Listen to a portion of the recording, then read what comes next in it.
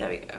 Hello everyone, welcome back to my channel. If you are new here, my name is Anna. For those of you who are new to this little series that I have going on, essentially I'm running my first half marathon in a few weeks. We're going into the final weeks now. I only have 2 weeks left of full training and it's gone by so fast. Like, I can't believe I'm on week 10. I've enjoyed it so much more than I thought I would enjoy it, and it's been such a challenge for me, but in a good way. I've improved my running so much. Like, I cannot even explain to you how bad of a runner I was before I started this training, because I just didn't understand the fundamentals of running. I didn't understand what pace was. It's not like I'd never ran before I started this training program. It was just that I was really bad at running and I would always get shin splints, or I'd run out of breath, or I would just come back looking like a tomato and just feeling destroyed. That's not to say that on this training program I haven't felt sore or dead or I've not struggled, because I have, but I just feel like my running ability has improved week by week and my recovery time has gotten shorter and shorter, and shortly I think I'm going to be able to incorporate gym training within my running training, and it's just crazy for me that I can now call myself a runner. Because I was never a runner, and I always thought like it looked fun, but I always hated it. I just could never do it. I would always run out of breath, just feel shit basically. Yeah, I found like this new whole love for running, and I'm really excited to also be able to go back to the gym as well, because I do miss the gym, because my priority has been running for the last 10 weeks. I was nervous for my half marathon, but I did my longest distance last week on Saturday, to which I did 18 kilometers, which is the longest I've ever ran in my whole entire life in this training program, and that is the longest I will run until the race day. Although it was a struggle, I'm not gonna lie, it was tough, it was doable, I achieved it. So knowing that I am able to do 18 kilometers, that reassures me that I can definitely do an extra 4 kilometers and complete the race on race day. I don't think I'm gonna have any record time at all. I don't think I'm gonna be quick or speedy, but that's not why I entered this half marathon. I entered it because I wanted to challenge myself, and I wanted to see if I could actually do something and stick to a plan and work my ass off to achieve something, to which I have. Like, I've only missed 1 week because I was sick. So in this week I'll be doing 3 runs, as I always do. That was something I decided to do at the start of my training plan. I'm using Runna. You can decide whether you want to do like 2 runs, 3 runs, 4 runs, or whatever it is you want to do a week. For me, I thought 3 runs would be a good amount so that I could improve enough, because I feel like 2 runs would have not been enough and 4 runs would have been too much. So 3 runs for me was perfect. So this week I'm going to be doing 3 runs. So the main focus this week is to look at my pre-fueling for my runs. Now, I do find this kind of difficult because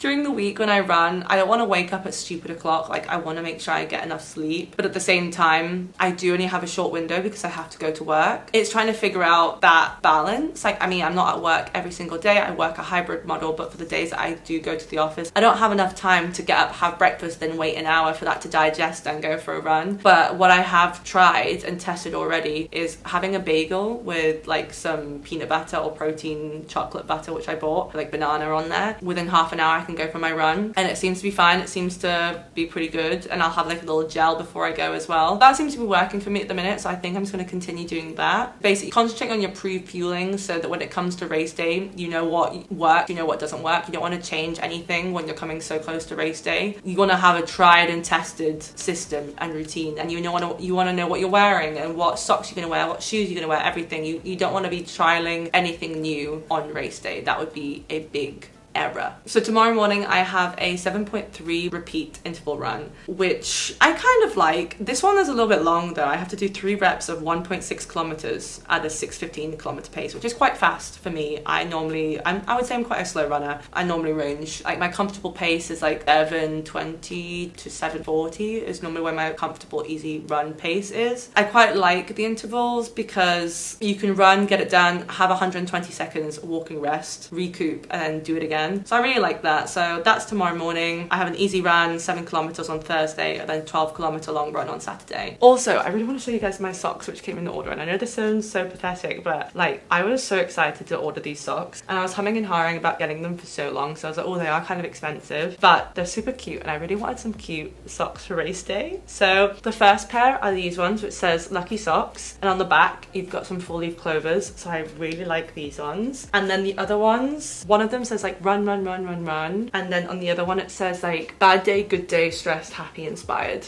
run. So I'm not sure which ones I'm going to wear on race day yet. Maybe the lucky socks? I'm not sure. I'm gonna wear them tomorrow and see what they're like and test them out. They're from a brand here in Spain called Sporks. I think is how you pronounce it. Sporks? Sporks?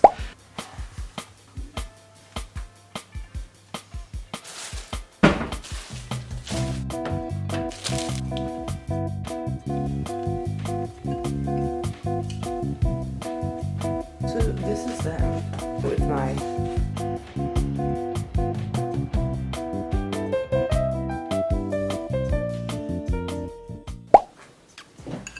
bagels match my hat. I've been obsessed. I've literally eaten nearly a full jar. Bear in mind, the jar is quite small, but I bought some pistachio butter and I have been indulging in that pistachio butter. I don't know what it is. Well, I do know what it is. It's sweet and delicious and I love it. It's so nice. I went to Italy last year with a friend and it was the first time I ever had a pistachio croissant and my life was changed. Like, it was a game changer and I was obsessed with them ever since. And then I'd been looking for pistachio cream, like pistachio nut butter, but I couldn't seem to find like the same kind of texture, sweetness, all that vibe. And then I finally found this one in Lidl because they had like Italian week and it's a Sicilian pistachio nut butter and it is delicious. So yeah, I'm gonna have a quick bagel, well, 2 slices of bagel, and then I'll head out on my 7-kilometer easy run, which I have today. So on my easy run today, I kind of want to try and train in zone 2, just because I've never tried to train in zone 2 before. The only thing is, I feel like it is kind of difficult just because it's so hot here, that obviously my heart rate will be higher than normal just because it is hot and I'm going to be sweating. But yeah, I want to try and aim to do zone 2, and I believe my zone 2 is like around 154 beats per minute, I think. So I'm going to try and aim for that. Normally, whenever I do my runs, it seems to go to like 170 on average, 160 something, 170. So I don't know if it's going to be possible. I'm going to try and take my run that easy. I'm wearing my funky new socks. They ended up being okay. They were quite tight, but I'm assuming that's how they're meant to be. I just have very chunky calves, so they literally look like a muffin. Like, you know, like the muffin over the top. So yeah, but they seemed fine on my run the other day. I didn't seem to have any like pain after taking them off or anything, so I think we're good. I'm wearing a hat. I have never worn a hat on a run, but I've seen so many other running girls do this on Instagram and on YouTube, and I thought I might try it rather than wearing sunglasses. I might try wearing a cap for once and see how it goes.